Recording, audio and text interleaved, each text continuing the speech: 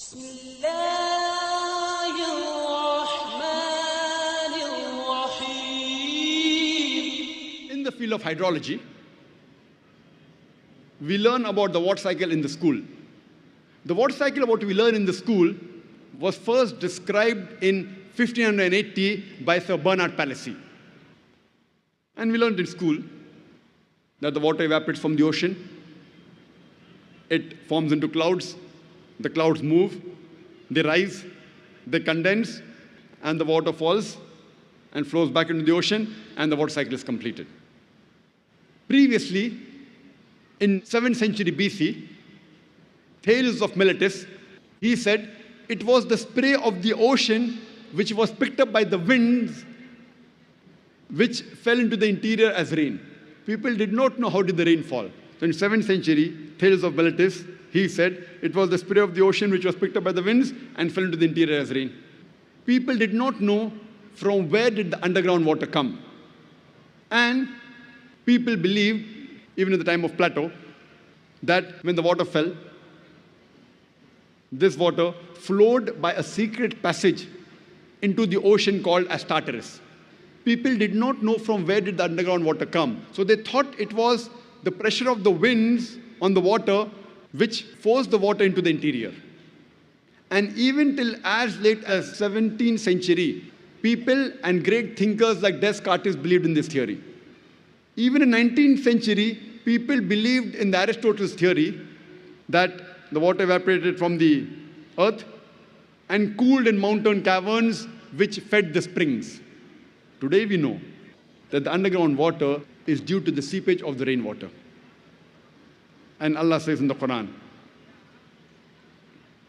in Surah Zumar, chapter number 39, verse number 21, seest not thou that it is Allah subhanahu wa ta'ala who sends down water from the sky and causes it to soak in the grounds, causes springs in the ground, and then causes sown field of various colors to grow. Quran mentions in Surah Rum, chapter number 30, verse number 24. It is Allah who sends down water from the sky and then gives life to the earth after it is dead. The Quran says in Surah Mu'minun, chapter number 23, verse number 18, it is we who send down water from the sky, and we can store it, and we can even drain it easily. The Quran says in Surah Hijr, chapter number 15, verse number 22, that we cause fecundating winds.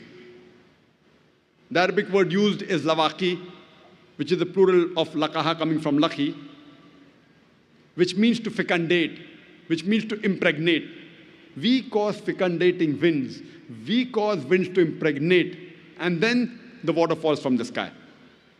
And today we know that science tells us that the pollen is picked up by the winds and it impregnates the clouds.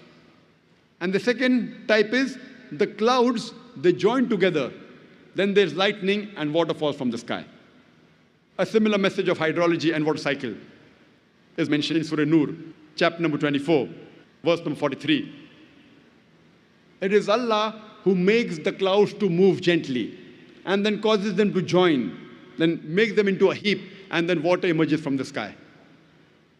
Quran says in Surah Rum, chapter number 30, verse number 48, that it is Allah subhanahu wa ta'ala who makes the clouds to rise, then makes it into fragments, and then water falls from the sky. The Quran speaks about the water cycle in great detail. The Quran says in Surah Tariq, chapter number 86, verse number 11, وَسَمَاءِ ذَاتِ الرَّجِ, which means by the capacity of the heavens to return. Besides the sky or the heavens acting like a protected ceiling, besides reflecting all the unwanted dangerous rays back into the space, it also returns back the water evaporation. What the water evaporates from the ocean, the sky, it sends it back onto the earth. And the Quran says in Surah Nur, chapter number 24, verse number 43, that we cause water to fall from the sky, from mountains of clouds. And when we are traveling in an aeroplane wasn't there 14 years back, and when we look at the clouds below, we see it is like mountain of wool. The clouds, they appear as mountains. Imagine, Quran mentions that 14 years ago. Quran describes the water cycle in great detail in several verses. Besides the several verses I quoted, there are many other umpteen number of verses which speak about the water cycle. It's mentioned in Surah Araf, chapter number 7, verse number 57. In Surah Ra'd, chapter number 13, verse number 17. In Surah Furqan, chapter number 25, verse number 40 and 49. In Surah Fatir, chapter number 35, verse number 9. In Surah Yasin, chapter number 36, verse number 34. It's mentioned in Surah Jashia, chapter number 45, verse number 5. In Surah Qaf, chapter number 50, verse number 9 and 10. It's mentioned in Surah Waqia, chapter number 56, verse number 67 to 70. It's mentioned in Surah Mulk, chapter number 16, verse number 30. You can go on only quoting the several verses of the Quran which speak about the water cycle. You can only give a talk on hydrology and water cycle in the Quran.